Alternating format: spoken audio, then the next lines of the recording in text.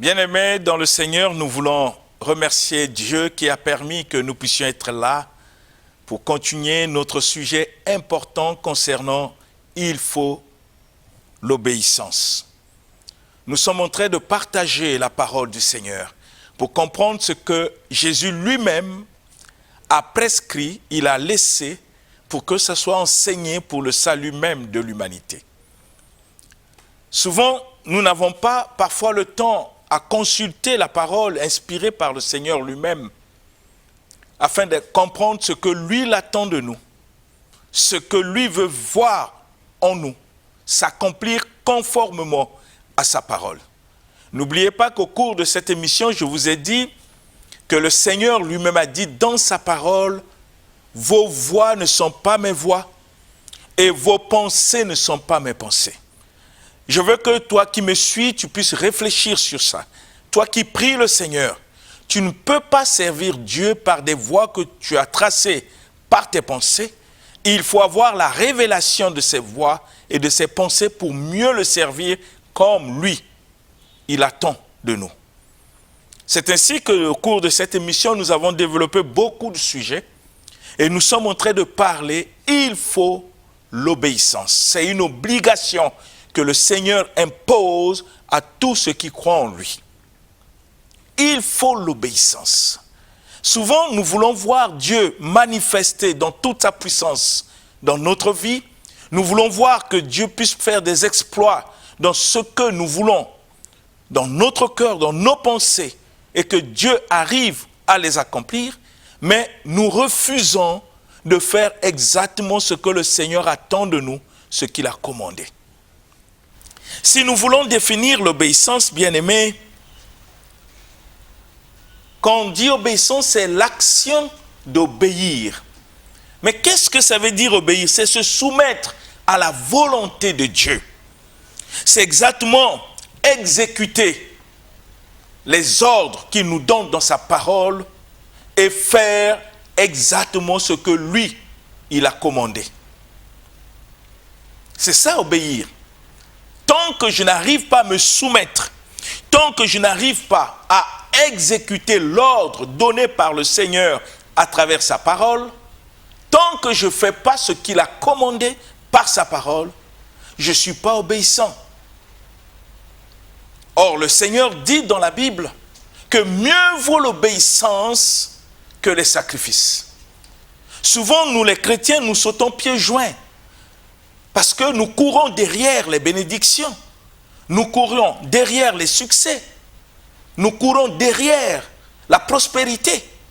Mais nous n'arrivons pas à réaliser que toutes ces choses dépendent de l'obéissance.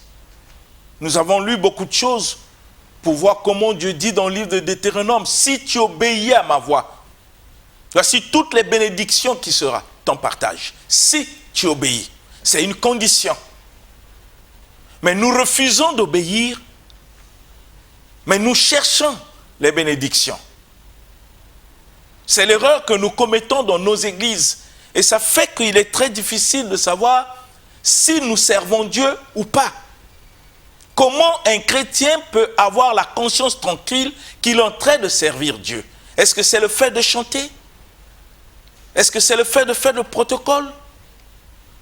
Je peux faire toutes ces choses à l'église. Mais si ma vie ne se soumet pas à la parole de Dieu, la question qu'on doit se poser, qui suis-je pour Dieu? Est-ce que je suis vraiment chrétien au sens propre de la parole telle que Dieu révèle? Bien-aimés, si notre cœur n'est pas disposé à se soumettre, à exécuter les ordres que Dieu donne par sa parole, à faire exactement ce que lui l'a commandé par sa parole, nous pouvons nous poser la question, qu'est-ce que nous cherchons dans les églises? Pourquoi sommes-nous membres d'une église?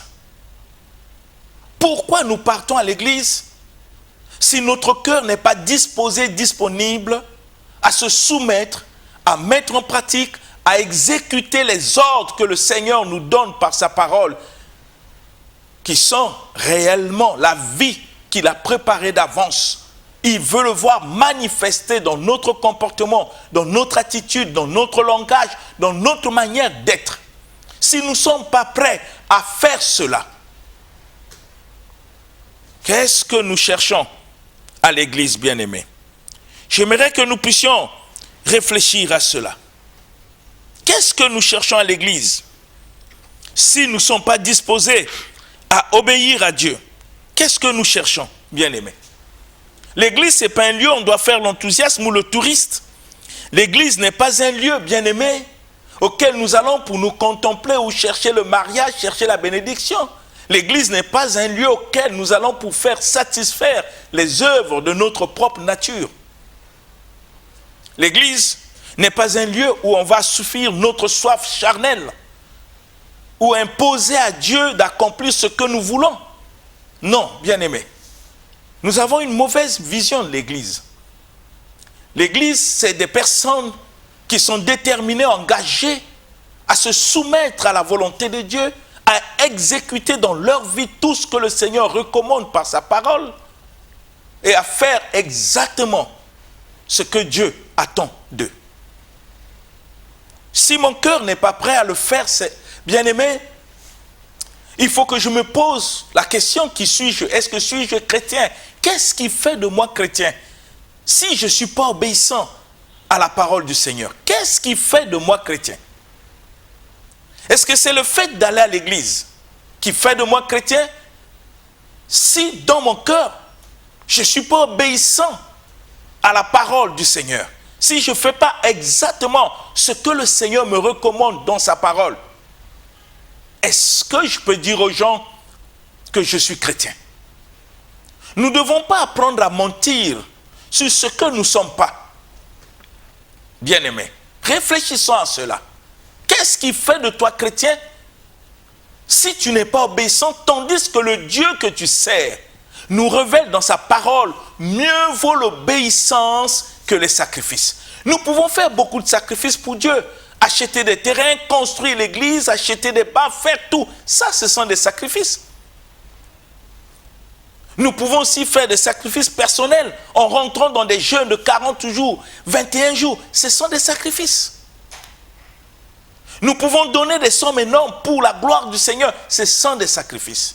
Si en faisant ces choses, bien-aimés, nous ne sommes pas obéissants, ces choses vont nous servir de quoi? Toutes ces dépenses, tous ces cantiques que nous chantons, tout ce que nous avons investi pour Dieu, si on n'est pas prêt à obéir à sa parole, ça nous sert à quoi? Ça nous sert à quoi? Si mon cœur n'est pas disposé et disponible à mettre en pratique la parole du Seigneur, à obéir à cette parole, tout ce que je fais pour Dieu, ça sert à quoi? C'est la question que nous devons nous poser, bien-aimés, pour que nous ne puissions pas vivre une vie chrétienne dans les illusions. Mais nous devons vivre une vie chrétienne avec une conscience de responsabilité. Comprendre qui nous sommes, qui est Dieu pour nous.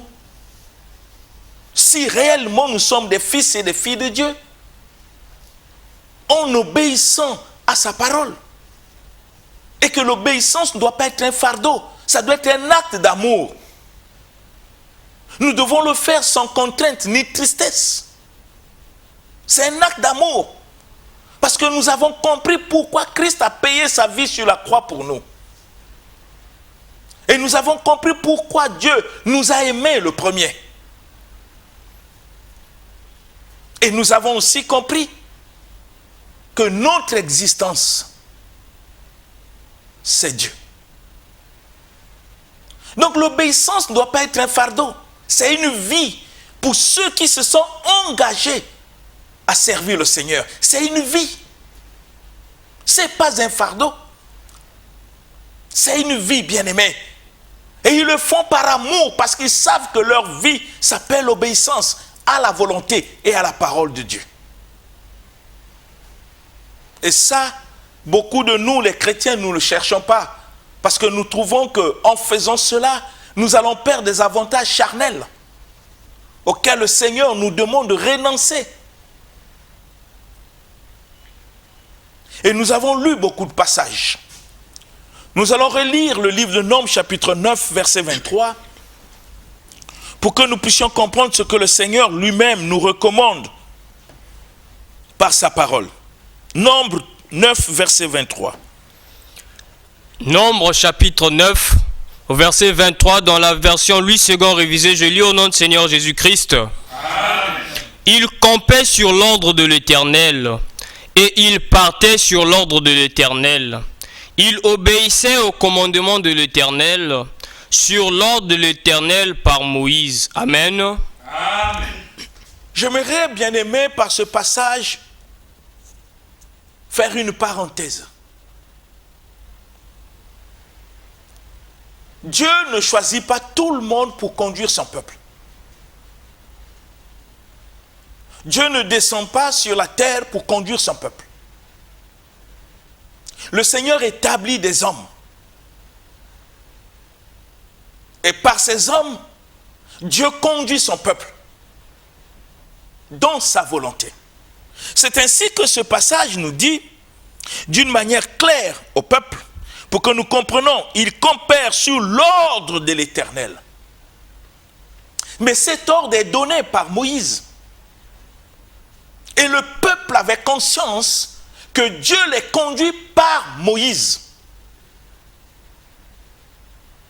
Parce qu'aujourd'hui, vous avez des chrétiens qui pensent que le fait qu'ils sont chrétiens dans la grâce Seigneur et qu'il y a le Saint-Esprit, ils deviennent comme des électrons neutres. Ils n'ont pas besoin de se soumettre, d'obéir. Parce qu'ils pensent qu'ils ont le Saint-Esprit, Dieu aussi peut les parler. Mais ça, c'est une mauvaise vision. Ça, c'est une inspiration, bien-aimée, satanique. Ou on connaît Dieu, ou on ne le connaît pas. Même au ciel, il y a l'ordre. Les anges sont dirigés par un ange, tiré parmi les anges, et que Dieu a élevé pour conduire les autres. Dans cette armée des anges, nous avons les archanges qui sont soumis à l'ordre de Dieu par Michael, qui est leur conducteur, qui est aussi un ange. Ils savent que le fait que Dieu a choisi Michael, nous lui devons soumission pour faire exactement ce que le Seigneur attend de nous par Michael. Les séraphins, c'est la même chose. Vous voyez que Dieu n'est pas un Dieu de désordre, un Dieu d'ordre. Parce qu'il y a des gens qui pensent que j'obéis à Dieu, pas aux hommes. Obéir à Dieu, tu vas obéir comment? S'il n'y a pas quelqu'un auquel Dieu a élevé pour te conduire, tu vas obéir comment? Et le peuple campait sous l'ordre de l'Éternel par Moïse, et il partait aussi sous l'ordre de l'Éternel. Il obéissait au commandement de l'Éternel sur l'ordre de l'Éternel par Moïse. Donc Dieu parlait par Moïse pour parler au peuple. Cela veut dire désobéir à Moïse, c'est désobéir à Dieu. C'est ce que souvent nous les chrétiens, nous n'arrivons pas à comprendre sous prétexte qu'au nom du Saint-Esprit, on peut être un électron neutre sans se soumettre. Mais si c'était ça, bien-aimé, pourquoi le Seigneur a établi à l'Église ce qui devait conduire si chacun avait le Saint-Esprit pour se conduire seul par le Saint-Esprit? Pourquoi Dieu a bâti son Église? Pourquoi Dieu a établi des hommes pour le perfectionnement des saints? Pourquoi Dieu a fait toutes ces choses? Un véritable chrétien obéit à la parole. Il n'a pas besoin de discuter avec la parole. S'il comprend la volonté de Dieu, il se soumet. C'est ce que la parole nous dit. L'obéissance veut dire se soumettre à Dieu, à sa volonté. Si je comprends comment Dieu conduit ces choses, je me soumets. Même si celui que Dieu a choisi pour me conduire, qu'il soit mon cadet, mon grand frère ou mon ennemi, mais le fait que je veux suivre le Seigneur, que c'est celui-là que Dieu a choisi, je me soumets. Si vraiment je veux servir Dieu. Nous ne pouvons pas obéir à Dieu dans le vide. On obéit à Dieu par des hommes que le Seigneur a établis. Dans le livre de Philémon, nous allons lire le livre de Philémon, chapitre 1, verset 21, toujours sur l'obéissance, pour comprendre ce que la parole nous enseigne concernant l'obéissance. Philémon, chapitre 1, verset 21. Philémon, chapitre 1, verset 21, je lis au nom du Seigneur Jésus-Christ. Amen. C'est en comptant sur ton obéissance que je te crie, sachant que tu feras même au-delà de ce que je dis. Amen. Amen. On écrit, bien-aimé, on écrit. Paul est en train d'écrire à Philémon. Paul est ton conducteur. Paul étant celui que Dieu a choisi pour conduire. Il incarne l'autorité du Seigneur pour conduire le peuple sur des voies que le Seigneur lui-même a tracées. Il y avait une situation et Paul a voulu le régler. Il écrit à Philémon. Il lui dit, c'est en comptant sur ton obéissance. Sur ton obéissance que je t'écris, sachant que tu feras même au-delà de ce que je dis. Voyez, Dieu parle à travers son serviteur. Et Philémon est un chrétien qui connaît Dieu, qui a la crainte du Seigneur.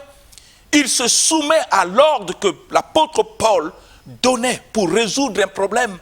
Et Paul écrit d'une manière directe pour lui dire, en comptant sur ton obéissance. Qu'est-ce que Paul voulait de Philémon? Son obéissance. Pour exécuter à la lettre les recommandations qu'il a dites de la part du Seigneur. Pour que le nom du Seigneur soit glorifié. Vous comprenez, les chrétiens qui nous ont précédés ont brillé par l'obéissance, par la soumission. C'est ce qui manque aujourd'hui aux chrétiens du XXIe siècle. Par le nom du Saint-Esprit, on pense que nous pouvons servir Dieu au-delà des hommes qu'il a établis. Nous allons le voir dans la parole pour comprendre qu'est-ce qu'est un chrétien. Mais un chrétien, c'est celui qui se soumet à la volonté de Dieu. Quelle est la volonté de Dieu? C'est qu'il a établi des gens auxquels nous devons nous soumettre parce que ces gens nous conduisent vers la voie que le Seigneur a tracée. Et Philémon a obéi aux recommandations que l'apôtre Paul lui a demandé de faire. Ça, c'est un chrétien qui vit dans l'obéissance, qui n'est pas parti à l'église pour faire ce que lui il veut, pour faire ce que Dieu attend de lui. Il mène sa vie chrétienne dans une obéissance absolue, selon la parole de Dieu. Il a disposé son cœur à se soumettre à la volonté de Dieu. Parce que l'obéissance, bien-aimé, est le fruit même de l'humilité. L'obéissance. Est-ce que sommes-nous obéissants? Est-ce que nous servons Dieu dans une attitude d'obéissance à sa volonté, à sa parole? Tout ce qu'il nous recommande, c'est écrit. Est-ce que ma vie est conforme à ce que Dieu me recommande dans sa parole? Est-ce que je suis en train de faire des efforts pour être ce que Dieu attend de moi, conformément à sa parole? Ou je fais des choses comme je veux, au nom du Saint-Esprit, au nom d'une grâce que j'imagine dans ma tête sans comprendre ce qu'est la grâce de Dieu. L'apôtre Paul disait, je ne prends pas la grâce de Dieu en vain.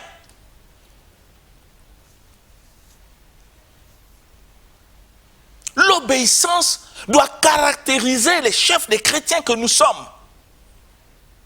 Nous devons briller par l'obéissance que par des discours. En nous trompant par des raisonnements. Mais quand nous regardons notre vie est loin d'être ce que le Seigneur attend de nous par sa parole. Si chacun essaie de s'examiner, est-ce que nous pouvons être fiers de dire devant les gens que nous sommes chrétiens? Si notre vie n'est pas soumise, si notre vie n'obéit pas à la parole de Dieu, est-ce que vraiment sommes-nous chrétiens? Ou si chacun s'examine, depuis qu'il a cru, es-tu fier de dire aux gens que tu es chrétien si ta vie n'est pas fondée sur l'obéissance à la parole de Dieu? C'est ce que Dieu attend de nous. C'est ainsi que l'apôtre Paul, quand il écrit à Philémon, il lui dit quelque chose sur l'obéissance. En comptant sur ton obéissance. Ça veut dire qu'il sait que Philémon, c'est un chrétien qui obéit. Mais chez nous aujourd'hui, nous trouvons dans nos églises plus des boudeurs que des gens qui se soumettent à la parole. Nous trouvons dans nos églises des contestateurs, des gens qui s'opposent même à la volonté de Dieu. Des gens qui contestent même l'évidence de la parole parce qu'ils refusent de se soumettre. Qu'est-ce que nous trouvons dans nos églises? Est-ce qu'on trouve vraiment des chrétiens selon le modèle de la parole, des personnes qui sont disposées à se soumettre, à payer le prix de l'obéissance par leur engagement parce qu'ils ont décidé de suivre le Seigneur? Est-ce que vraiment nous suivons le Seigneur ou nous parlons de Dieu? Parler de Dieu n'est pas synonyme de se soumettre à sa volonté.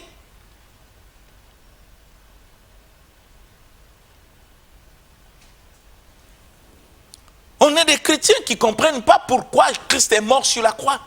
Pourquoi le Seigneur a inspiré sa parole pour que ça soit enseigné. Parfois on ne comprend même pas pourquoi on va à l'église. Et on ne se rend pas compte pourquoi on est chrétien. Si au fond de notre cœur, bien-aimés, nous n'avons pas l'attitude d'obéissance, de soumission, quel genre de chrétiens sommes-nous? Nous pouvons nous jouir des bienfaits de Dieu, mais n'oubliez pas, bien-aimés, que le Seigneur fait lever son soleil sur les bons et les méchants. On peut se jouir des choses charnelles, mais sur le plan spirituel tel que Dieu attend de nous, on est nul.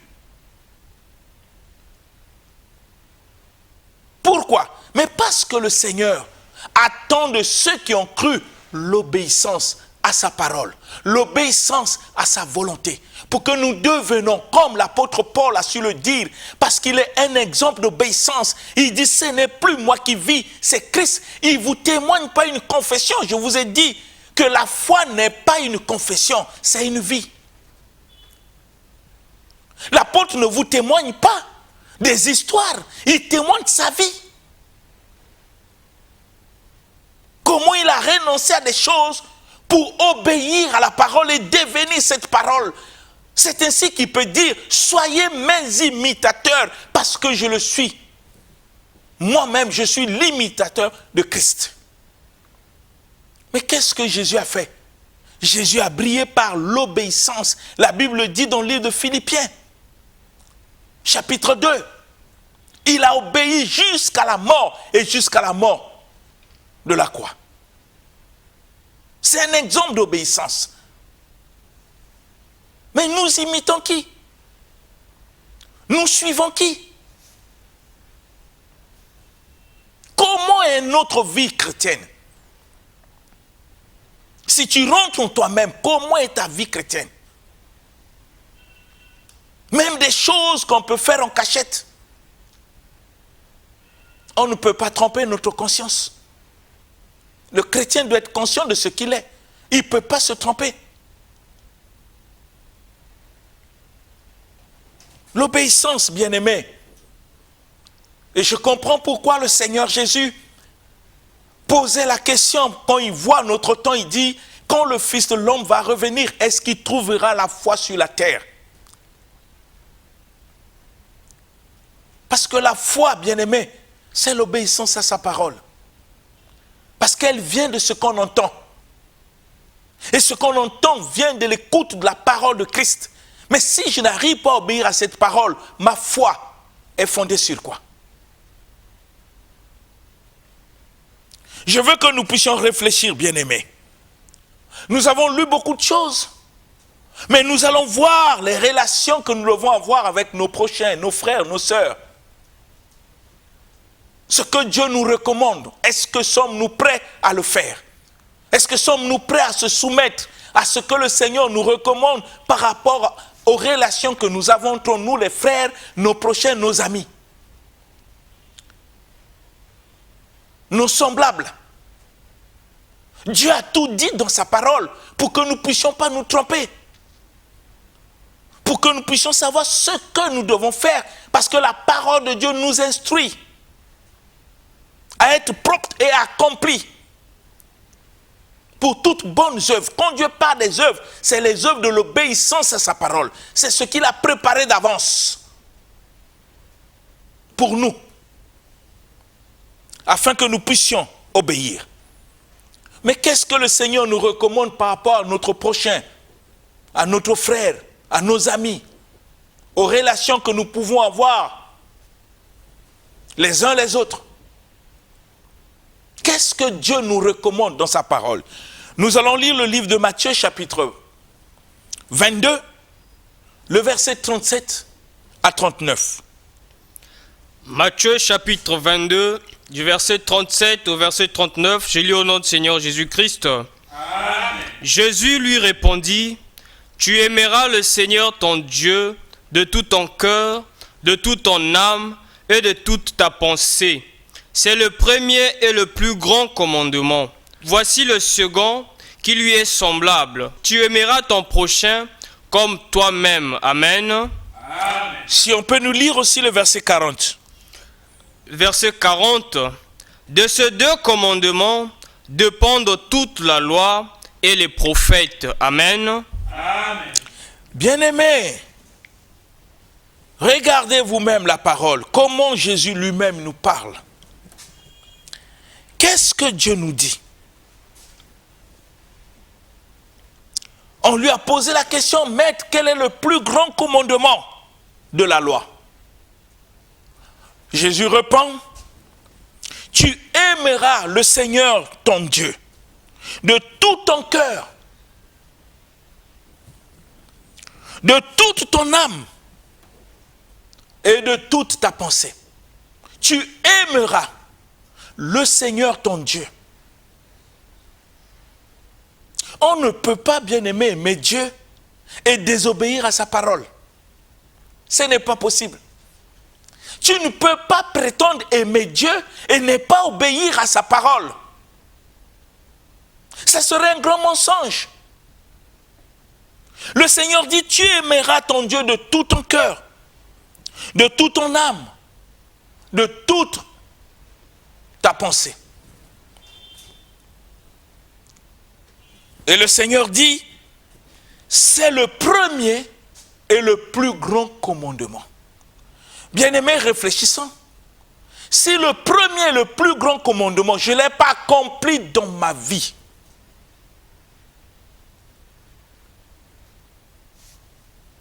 la question, je suis qui? Si le premier et le plus grand commandement qui me recommande d'aimer Dieu de tout mon cœur, la question qu'on doit se poser, est-ce que nous aimons le Seigneur Dieu de tout notre cœur? Est-ce que nous comprenons ce que ça veut dire aimer Dieu de tout notre cœur? Ça veut dire qu'il n'y a pas de la place qui peut prendre la première place dans notre cœur que Dieu seul. Ni notre femme, ni nos enfants, ni notre vie, ni notre argent, ni notre famille, ne peut prendre la place de Dieu dans notre cœur. Parce que l'amour que nous avons pour lui dépasse l'amour que nous avons pour nos enfants, notre femme, nos biens. Parce que tout ce que nous sommes, c'est lui. Et tout ce que nous avons vient de lui. L'intelligence qu'il nous a donnée pour travailler, pour briller, pour réussir, vient de lui. Nous ne pouvons pas aimer ce que Dieu nous a donné, aimer ces choses plus que celui qui nous a donné ces choses. On ne peut pas aimer notre vie plus que celui qui nous donne cette vie. On ne peut pas aimer nos enfants plus que celui qui a fait qu'on puisse avoir ses enfants. C'est ainsi que le Seigneur nous exige de l'aimer de tout notre cœur.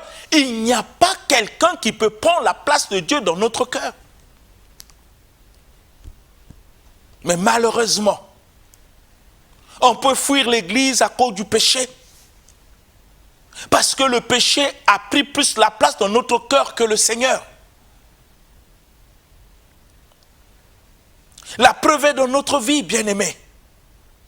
Nous pouvons dépenser des sommes énormes dans la vie, dans des habits, dans des chaussures, c'est une bonne chose. Mais des sommes que nous n'avons jamais dépensées pour le Seigneur. C'est la preuve que nous n'avons jamais aimé Dieu de tout notre cœur.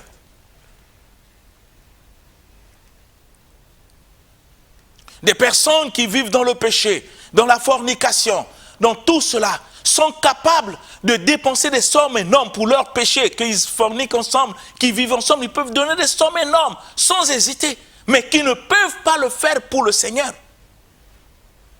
Avec joie. Mais pour le péché, ils peuvent faire avec joie. Quelqu'un peut aller dans les boîtes de nuit en tant que chrétien, il est en train de dépenser des sommes dans des hôtels, partout ils peuvent dépenser même pour le plaisir. Des sommes qu'ils ne peuvent pas faire pour le Seigneur. Et le faire pour le Seigneur, c'est un fardeau, ça pèse. C'est la preuve que tu n'as pas encore aimé Dieu de tout ton cœur. Et Jésus lui-même a su dire dans sa parole, celui qui préfère son père, sa mère, sa vie, sa femme et ses enfants, plus que moi, n'est pas digne d'être mon disciple. Dans d'autres versions, on dit celui qui aime sa femme, ses enfants, tout ça. Le mot aimer, en réalité, dans la version originale, veut dire celui qui préfère. Il y a un problème de préférence. Je ne peux pas préférer de dépenser 100 000 pour des choses qui jouissent ma vie et que je n'arrive pas à le faire pour le Seigneur qui me donne cette vie-là. C'est la preuve que je ne l'ai jamais aimé de tout mon cœur. Et donner à Dieu, ce n'est pas quelque chose de contrainte. Quand je le fais par contrainte, ça devient un fardeau. Et je pourrais même dire que ça devient aussi un péché. Parce que le Seigneur ne veut pas que nous puissions faire ces choses par contrainte. On doit le faire par amour. Si j'aime Dieu de tout mon cœur, comme David l'a fait, il a aimé Dieu de tout son cœur. Même quand Dieu est venu lui dire, tu ne dois pas construire le temple. Mais l'amour qu'il avait pour Dieu dépassait même ce qu'il possédait lui-même. C'est ainsi que David dit au Seigneur, même si je ne construis pas le temple, mais je mets à la disposition de celui qui doit construire tous les biens que tu m'as donnés. C'est la preuve que David aimait Dieu de tout son cœur. Mais toi et moi, comment nous aimons Dieu? Comment nous l'aimons? Si déjà ça, on n'arrive pas à accomplir, comment nous le servons?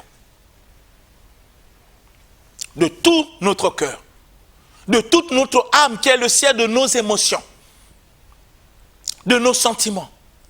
Vous réalisez des chrétiens qui sont découragés même pour servir le Seigneur, parfois à cause des comportements des gens. Mais c'est la preuve, dans son cœur, il n'a pas l'amour pour Dieu. Comment je peux refuser d'aller à l'église parce que X ou Y s'est mal comporté? Bien-aimé, c'est quel genre d'amour? C'est quel genre d'amour j'ai pour le Seigneur? Il nous demande de l'aimer de toute notre pensée. Est-ce que sommes-nous obéissants à cette parole? Est-ce que nous nous soumettons à ce que le Seigneur nous recommande de l'aimer de tout notre cœur, de toute notre âme, de toutes nos pensées? Toutes mes pensées doivent être hantées par le Seigneur. Je fais tout conformément à sa parole. Je réfléchis à ce qu'il a dit dans sa parole. Je ne dois pas avoir des pensées charnelles qui doivent me conduire à faire des choses contraires à la volonté de Dieu. Bien-aimé, c'est un problème de décision du cœur. Si vraiment notre engagement de servir Dieu est vrai, la soumission, c'est-à-dire l'obéissance à sa parole, ne sera jamais un fardeau. Abraham a aimé Dieu au point il était capable de sacrifier son fils quand Dieu lui a demandé. Il faut aimer Dieu de tout son cœur, de toute son âme et ses pensées pour poser de tels actes. Et ça venait du fond de son cœur. Il témoignait l'amour qu'il avait pour Dieu. La préférence de sa vie, c'était le Seigneur. Est-ce que c'est ce que nous sommes? Et la parole continue pour nous dire quelque chose de très important. Il dit c'est le premier, le plus grand commandement. Et parfois on se demande si nous qui sommes chrétiens, nous avons déjà accompli le premier commandement dans notre vie. Est-ce qu'on a obéi au premier commandement d'aimer Dieu? Est-ce que nous aimons Dieu tel que Dieu attend de nous? Et la parole dit le second qui lui est semblable, c'est d'aimer ton prochain comme toi-même. Quelle relation avons-nous avec nos proches, nos frères, nos sœurs, nos parents, nos amis du travail? Quel genre de relation du fond de notre cœur que nous entretenons avec eux? Est-ce que ce sont des relations basées sur l'amour? Est-ce que nous les aimons tels qu'ils sont, dans leurs manquements, dans leurs défauts, tels que le Seigneur nous recommande dans sa parole? Parce que nous avons dit que l'obéissance, obéir à Dieu, c'est se soumettre à sa volonté. C'est exécuter ce qu'il nous recommande dans sa parole. La question, est-ce que c'est comme ça que nous sommes, nous qui nous disons être chrétiens? On ne peut pas se tromper, bien-aimés. On ne peut pas venir pour faire des démonstrations des choses si nous ne sommes pas ce que Dieu attend de nous par sa parole. Si ce qu'il nous recommande n'est pas accompli en nous, il y a un problème. L'apôtre Pierre disait, jugez vous-même. Est-il possible d'obéir aux hommes ou à Dieu? Maintenant, que fais-tu? Es-tu prêt à obéir au Seigneur? Au premier commandement qui te recommande d'aimer Dieu et ton prochain comme toi-même. Je veux que tu puisses réfléchir, bien-aimé. Nous allons revenir le mardi prochain pour continuer afin que nous comprenions si la vie que nous suivons dans l'Église est conforme à ce que Dieu dit dans sa parole. Que mon Dieu vous bénisse au nom puissant de Jésus-Christ. Amen. Amen. L'émission Parole de vie avec le pasteur Lévi Nikwe, chaque mardi à partir de 17h10 sur DRTV International.